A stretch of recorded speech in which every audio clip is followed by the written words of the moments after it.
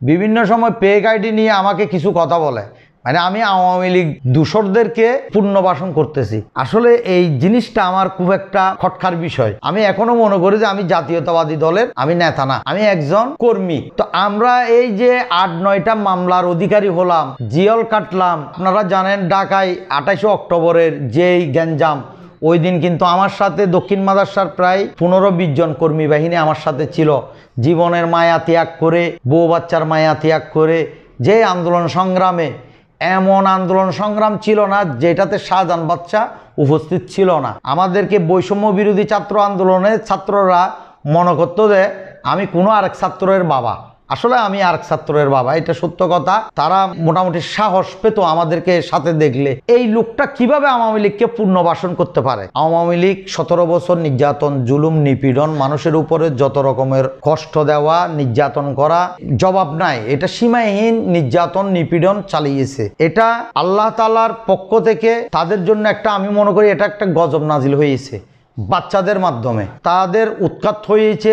আওয়ামী লীগ যারা দূষর, যারা আসলে এলাকার ক্ষতি করেছে, তারা কি এখন এলাকায় আছে? তারা এলাকায় নাই, তারা এখন পলাতক। এখন যারা আছে আওয়ামী লীগ সমর্থক, এমন অমুক সমুক এরকম আছে। এখন আমরা যখন এলাকায় বসবাস করি, কেউ যদি সালাম একটা দিয়ে বা আমি একটা সালাম দিয়ে যদি কথা বলি, এটাকে যদি কেউ যদি পুনর্বাসন যদি মনে করে, তাইলে আমি মনে করবো যে এটা তার ভুল ধারণা। আজকে যারা পেক আইডিতে লিখতেছে, যারা আজকে বিভিন্ন আইডিতে লিখতেছে, আপনাদের একটা প্রমাণ দিন। আপনারা আন্দোলন সংগ্রামের জন্য, এই দেশের জন্য আপনারা কি করেছেন, এই জিনিসটার একটা প্রমাণ আপনারা দিন। আমি বলবো যে আপনি দেশের জন্য অনেক কষ্ট করেছেন, তাহলে আপনার খারাপ লাগতেছে, হয়তো আমার এই চলাফেরা আপনার ভালো লাগতেছে না, বা আমার দলীয় নেতা কর্মীদের এই চলাফেরাটা ভালো লাগতেছে না।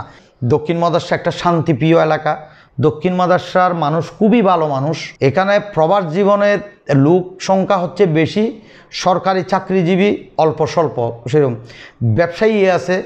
তো মোটামুটি কুল মিলাই বললে এই দক্ষিণ মাদার্সাটা কিন্তু একটা শান্তির জনপদ। তো আমি বলবো এই শান্তির জনপদকে আমরা কেন অশান্তির জনপদ বানাবো? আমরা এই শান্তির জনপদটাকে যদি শান্তিতে ধরে রাখতে চাই, তাহলে আমরা সবাই মিলে করতে হবে। আমাদের এলাকায় অপরাধ কে করছে এবং কে ঘটাচ্ছে তার সুনির্দিষ্ট আমরা দেখে তাকে আমরা আইনের আওতায় তুলে দেব। এটা হবে যে আমাদের কাজ, এটা হবে যে আমাদের আন্দোলন। তাইলে আমাদের দক্ষিণ মাদার্সার জনপদটা ভালো থাকবে।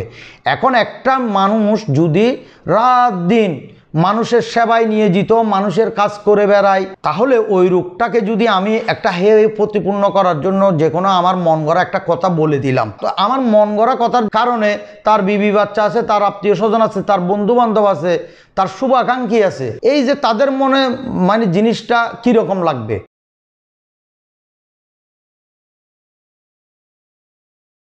আমার ১৩ নম্বর দক্ষিণ মাদ্রাসায় আমার খবর নিলে বলতে পারবেন, এক একটা জনগণের কাছ থেকে খবর নিলে বলতে পারবেন যে আমি রাজনীতি হচ্ছে আমার নেশা। এই রাজনীতিকে ব্যবহার করে আমি একটা টাকাও কোনোদিন এক পকেটে নিয়ে নাই। এই সামাজিক উন্নয়নের কাজে আমি 15টা সংগঠনের সাথে জড়িত আছি। যেমন আমি মসজিদের সেক্রেটারিতে আছি, গাউসিয়া কমিটির সেক্রেটারিতে আছি, সভাপতিতে আছি, আমি সমাজ কল্যাণ কমিটিতে সেক্রেটারিতে আছি। আমার থেকে একটা স্কুল আছে, স্কুলেতে আছি। আমি নার্সিংহোমের প্রতিষ্ঠাতা পরিচালনাতে আছি, হাসপাতালে আছি। স্বেচ্ছাসেবক দলের আহ্বায়ক হিসেবে আমাকে একটা পদ দিয়েছেন, ওই পদটাও আমার আছে। এখন দেখা যাচ্ছে যে আমাদের নেতা ব্যারিস্টার মীর মোহাম্মদ হেলাল উদ্দিনের নামেও এখানে ফেক আইডি থেকে অনেক কিছু লেখালেখি হচ্ছে। 13 নম্বর দক্ষিণ মাদ্রাসা শাহজাহান বাদশা ভাইয়ের নামেও অনেক কিছু ফেক আইডি থেকে লেখালেখি হচ্ছে, আমার নামেও কিছু লেখালেখি হচ্ছে। ওনারা যেভাবে লেখালেখি লিখতেছে, আসলে ওরা তো অশিক্ষিত না, ওরা তো শিক্ষিত। ওরা অশিক্ষিত হলে তো ওরা ফেক আইডি ব্যবহার করতে পারতো না। ফেক আইডি থেকে এগুলা লিখতেছে। আমার তো পরিবার আছে, এগুলা আমার বন্ধু বান্ধবরা আছে, এগুলা যখন এগুলা দেখার পর কি করতেছে, এগুলা সত্যটা মিথ্যা এরা তো বুঝবে না। এটা আমার মান সম্মানের একটা ইমেজটা নষ্ট হচ্ছে। আসলে কাজগুলো তো ভালো না। 6 তারিখ 4 মাস 2025 একটা পত্রিকা থেকে একটা নিউজ আমি দেখছিলাম, ওখানে আমাকে ছাত্রলীগ আর যুবলীগ বানাই দিছে।